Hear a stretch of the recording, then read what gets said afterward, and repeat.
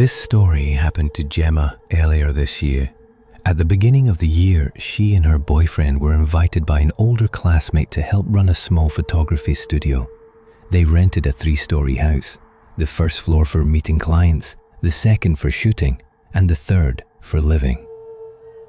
Gemma had always been sensitive to supernatural things, and from the moment she moved in, she felt something was off. When she mentioned it, her classmate admitted she sensed it too, only Gemma's boyfriend insisted everything was fine. As more partners joined the studio, Gemma's workload lightened. One evening, while out for a run, she noticed a bridge near the building. It was a well-known spot in the area, rumored to be part of funeral processions. The dead were said to cross it 3 times before moving on. That night, though the bridge stood empty, Gemma sensed it teemed with unseen figures. By the time she returned, she was burning with fever. She went to bed early, around 10, while her boyfriend and co-workers stayed downstairs editing photos. Gemma had always slept curled against the wall for comfort, though this wall hadn't always been one. It used to be a window, later sealed off, and beyond it, the bridge. Half asleep, she felt the wall dissolve back into a window. Outside, a funeral procession played. Mournful swanna horns, muffled chatter, disjointed voices hissed. Too young, disgraceful, reckless. Words from multiple speakers, none familiar. Then a cold finger poked her between the shoulder blades. She froze. Just then, a boyfriend opened the door. She lunged at him, trembling. As the door swung shut behind him, she glimpsed a pale-faced woman in a tattered nightgown, her hair hanging loose.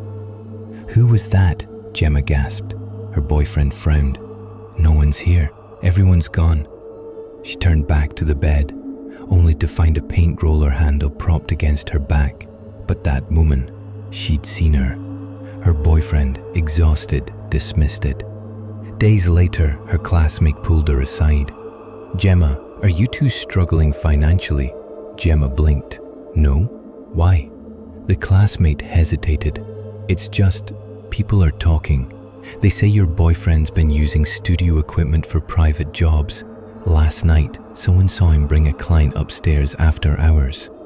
Gemma was stunned. Her boyfriend had gone downstairs to lock up, but he'd come straight back to bed. And what kind of client would come for photos in the dead of night? That evening, she made her boyfriend switch sides, forcing him to sleep against the wall. In the haze of sleep, she saw it again, the wall flickering into a window. Then a skeletal hand reached through, tapping her boyfriend's shoulder. He sat up. Silently, Gemma followed as he walked downstairs. The second floor teemed with shadowy figures. Her boyfriend moved in the dark, clicking a camera. No battery, no memory card, at nothing. Gemma stumbled, knocking over a box of props for children's photos. Tiny bells jingled. When she looked up, the figures surrounded her, staring. She tried to run, but her legs refused to move. The air thickened. She couldn't breathe.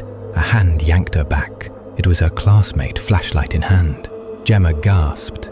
She found herself in the river beneath the bridge, water rising to her neck, her boyfriend beside her. Along the bridge's pillars, figures leaned, grinning, before vanishing. Gemma quit the studio shortly after.